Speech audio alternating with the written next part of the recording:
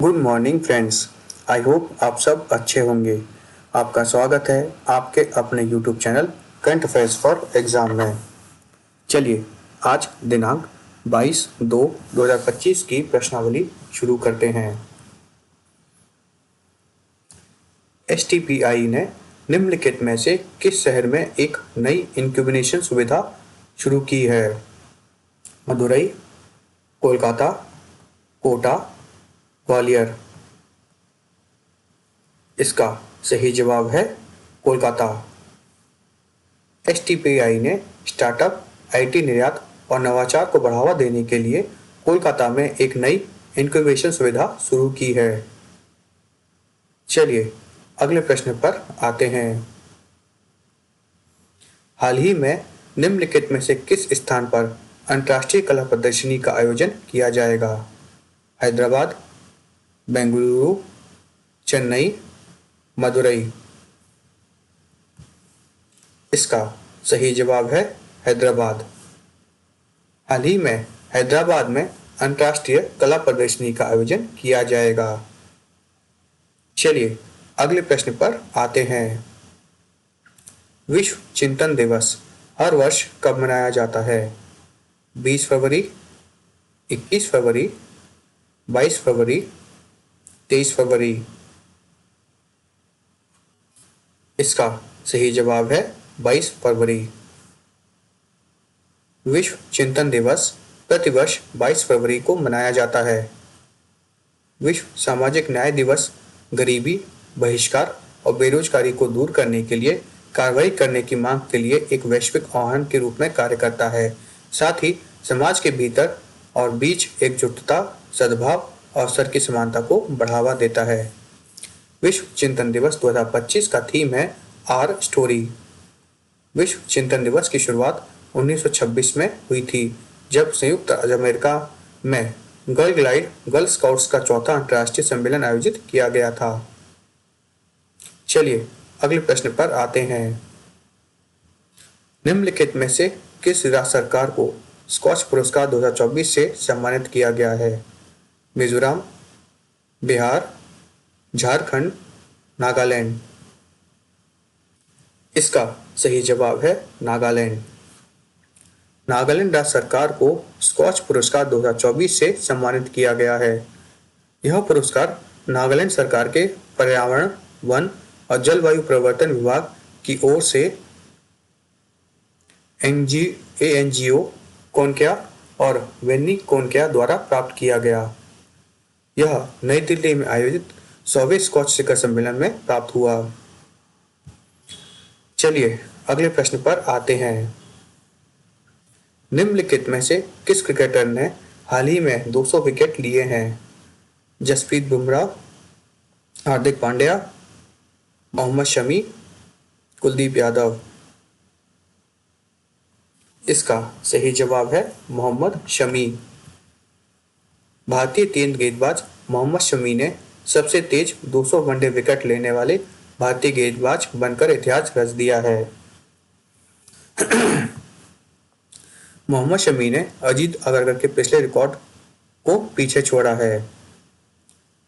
चलिए अगले प्रश्न पर आते हैं। निम्नलिखित में से कौन सा देश ओपेक 4 में शामिल होगा? Bharat, Mongolia, Brazil, Singapore. इसका सही जवाब है ब्राजील। ब्राजील सरकार ने हाल ही में ओपेक प्लस में शामिल होने की मंजूरी दी है। ओपेक प्लस 12 तेल निर्यातक विकासशील देशों का एक स्थायी अंतर सरकारी संगठन है। चलिए अगले प्रश्न पर आते हैं। केंद्र सरकार ने मुख्य आर्थिक सलाहकार वी अनंता नागेश्वरम का कार्यकाल कितने साल के लिए बढ़ाया है? 1 वर्ष, 2 वर्ष, 3 वर्ष, 4 वर्ष। इसका सही जवाब है 2 वर्ष। केंद्र सरकार ने मुख्य आर्थिक सलाहकार वी अनंता नागेश्वरम का कार्यकाल 2 साल बढ़ाकर मार्च 27 तक कर दिया है।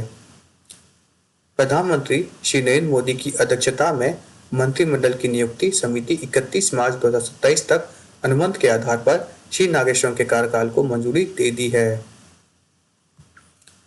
चलिए अगले प्रश्न पर आते हैं।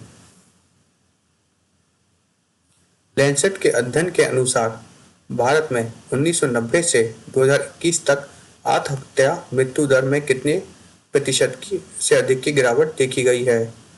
30%, 40%, 50%, 60%। इसका सही जवाब है 30%। लैंसेट के अध्ययन के अनुसार भारत में 1990 से 2021 तक आत्महत्या मृत्यु दर में 30% से अधिक की गिरावट देखी गई है। चलिए अगले प्रश्न पर आते हैं। निम्नलिखित में से कौन सी राज्य सरकार अन्न भाग्य योजना के तहत अतिरिक्त 5 किलोग्राम चावल उपलब्ध कराएगी? तमिलनाडु, आंध्र प्रदेश, बिहार, कर्नाटक। इसका सही जवाब है कर्नाटक। कर्नाटक सरकार अन्न भाग्य योजना के तहत अतिरिक्त 5 किलोग्राम चावल उपलब्ध कराएगी। चलिए अगले प्रश्न पर आते हैं। निम्नलिखित में से कौन सी राज्य सरकार लगातार तीसरे वर्ष पक्षी गणना में भारत में अग्रणी है? पश्चिम बंगाल, तमिलनाडु, केरल, महाराष्ट्र। इसका सही जवाब है पश्चिम बंगाल। पश्चिम बंगाल राज्य सरकार लगातार तीसरे वर्ष पक्षी गणना में भारत में अग्रणी रही है। भारत भर में पाई जाने वाली 1068 प्रजातियों में से बंगाल में 543 प्रजातियां देखी गई हैं। चलिए अगले प्रश्न पर आते हैं। देश में निम्नलिखित में से किस राज्य में गिद्धों की संख्या सबसे अधिक है? केरल, तमिलनाडु, मध्य प्रदेश, आंध्र प्रदेश। इसका सही जवाब है मध्य प्रदेश। भारत देश में गिद्धों की सबसे अधिक संख्या मध्य प्रदेश में है। मध्य प्रदेश में गिद्धों की संख्या 12,981 है। 1980 और 1990 के दशक में मवेशियों के इलाज के लिए पशु चिकित्सा द्वारा दवा डाइक्लोनोफेक के इस्तेमाल के कारण गिद्धों की आबादी में भारी गिरावट आई थी। प्रकृति के संरक्षण के लिए अंतर्राष्ट्रीय संघ IUCN ने भारतीय गिद्धों को पूरी तरह लुप्त होने से सिर्फ एक कदम दूर घोषित किया था। भारत सरकार ने तब 2006 में डाइक्लोनोफेक के इस्तेमाल पर प्रतिबंध लगा दिया था। चलिए अगले प्रश्न पर आते हैं। निम्नलिखित में से कौन एक दिवसीय क्रिकेट में 11,000 रन पूरे करने वाला दूसरा सबसे तेज क्रिकेटर बन गया है? विराट कोहली, रोहित शर्मा, जो रूट, जॉस बटलर।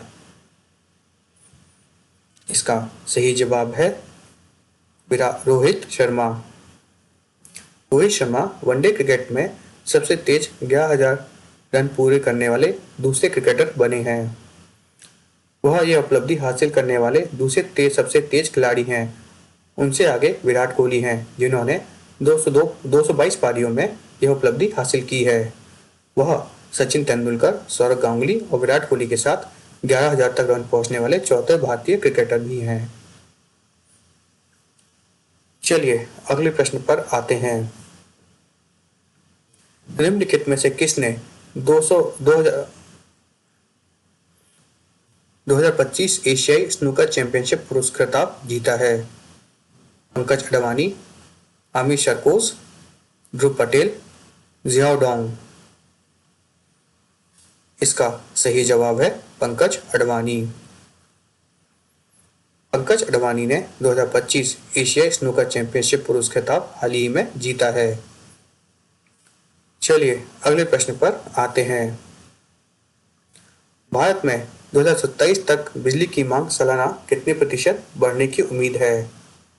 5.9%, 6%, 6.1%, 6.3%। इसका सही जवाब है 6.3%। भारत में बिजली की मांग 2027 तक सालाना 6.3% बढ़ने की उम्मीद है। फ्रेंड्स, आज का सेशन यही समाप्त होता है। आपको हमारा सेशन कैसा लगा कमेंट करके बताइएगा तथा लाइक एवं सब्सक्राइब अवश्य कीजिएगा। धन्यवाद।